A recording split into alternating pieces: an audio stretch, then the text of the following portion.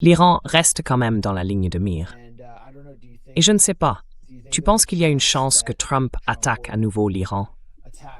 On voit de nouveaux avions de transport de troupes être transférés, je crois, du champ de bataille ukrainien vers la région. Il y a des signes inquiétants. Trump, évidemment, ne peut pas accepter les conditions iraniennes. Et l'Iran n'a pas vraiment peur d'une nouvelle attaque des États-Unis, parce qu'ils ont, comme l'a reconnu Robert Kagan, mis les États-Unis en échec. Tu crois que c'est possible?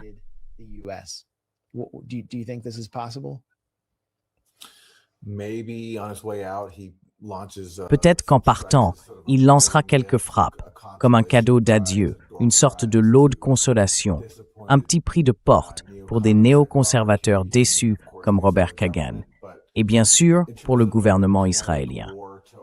Mais s'il s'agit d'une guerre réelle visant à renverser le gouvernement, je pense que cette phase-là est terminée. Parce que, comme l'a dit Robert Kagan, il a perdu à cause de l'influence de l'Iran sur le détroit d'Ormuz et de sa capacité à infliger des dégâts aux États du Golfe, complices de l'attaque.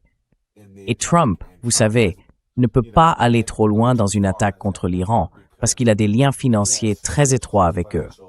Donc il ne peut pas faire grand-chose. Alors moi je pense qu'au mieux, il a perdu.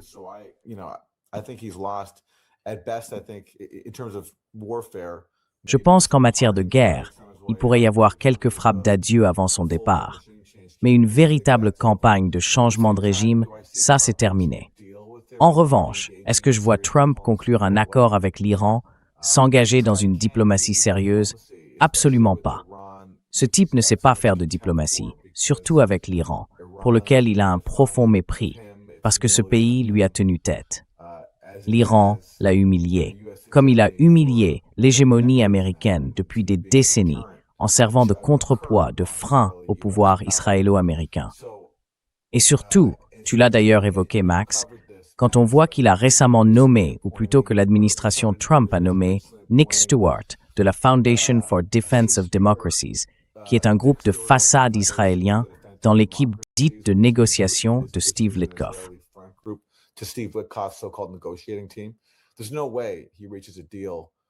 Il n'y a aucune chance qu'il parvienne à un accord qui s'appuie sur le JCPOA, celui dont il s'est retiré. Donc, à mon avis, au mieux, on va se retrouver avec un conflit gelé. Il devra concéder à l'Iran le contrôle du détroit d'Ormuz et le droit d'y prélever des péages, parce que sinon, comment l'Iran pourrait financer sa reconstruction après tous les dégâts causés par Trump et Israël? Il faut bien qu'il trouve un moyen de payer pour ça. Et Trump ne va pas verser de réparation, et il n'a pas réussi à reprendre le contrôle du détroit d'Ormuz à l'Iran, comme il l'a déjà montré. D'ailleurs, le New York Times a récemment rapporté que l'Iran conserve l'essentiel de sa capacité militaire, malgré les affirmations contraires de Trump et de Pete Hegseth. Donc ce que je vois venir, c'est simplement un conflit gelé. Pas de guerre, mais pas d'accord non plus.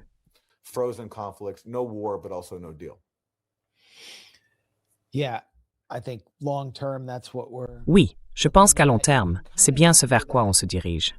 On peut d'ailleurs l'entendre dans les propos du général Dan Kane, le président des chefs d'état-major interarmés du Pentagone, qui a témoigné pendant, je crois, 14 heures, il y a 3 jours.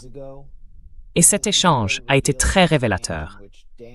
Sous les questions du sénateur Dick Durbin, Dan Kane n'a pas vraiment pu citer une seule victoire concrète, ni nier avoir été battu, ou du moins neutralisé, par l'Iran.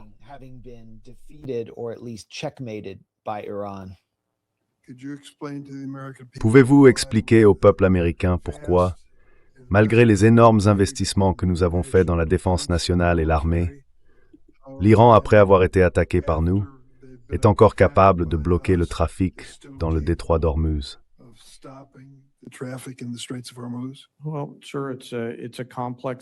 Eh bien, monsieur, la situation est complexe sur place, avec beaucoup de petites embarcations et d'autres moyens. Une partie de tout ça vient des trafiquants commerciaux. Mais une autre partie renvoie au vrai problème, l'Iran, qui prend en quelque sorte l'économie mondiale en otage à travers le détroit. Je les encouragerai à réfléchir avec prudence à leurs prochaines actions et à saisir l'occasion d'ouvrir le détroit. C'est une décision qui leur appartient. Oui, absolument. Ce que je me demande, c'est que, pendant qu'on parle de budget militaire de plus de 1000 milliards de dollars, on a l'impression qu'un tout petit budget suffit à nous tenir en otage dans le détroit d'Ormuz.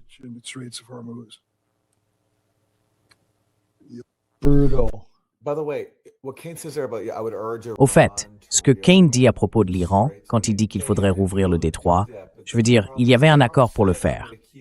Mais le problème, c'est que Trump a dit « je maintiens le blocus ». Oui, voilà. Donc, le sénateur Durbin pourrait le rappeler. Mais bien sûr, ces récits pro-guerre sont rarement remis en question. Mais bon, dans l'ensemble, c'est quand même un aveu de défaite.